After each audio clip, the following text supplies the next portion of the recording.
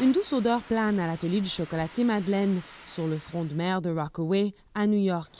Les employés concoctent ici des sucreries colorées pour les fêtes. Plus doux encore est leur retour au travail après 1 an de chômage forcé. L'usine a fermé ses portes en octobre dernier après le passage dévastateur de l'ouragan Sandy. Ça fait du bien d'être de retour au travail. Dieu merci, parce que beaucoup de gens sont toujours sans emploi. Avant la tempête, 450 employés produisaient ici près de 45 000 kilos de chocolat par jour. En quelques heures, l'entreprise a perdu près de 8 millions de dollars de marchandises. Tout a été détruit subitement. D'un bout à l'autre des Rockaways, le redressement est sporadique.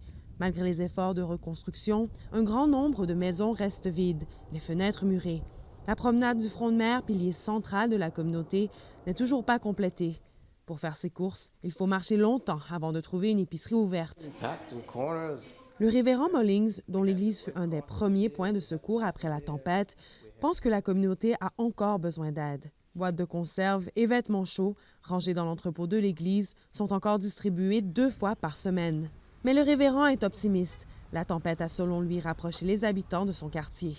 Nous avons été très affectés, mais on s'en remettra. Et nous recevrons de l'aide parce qu'il y en a beaucoup.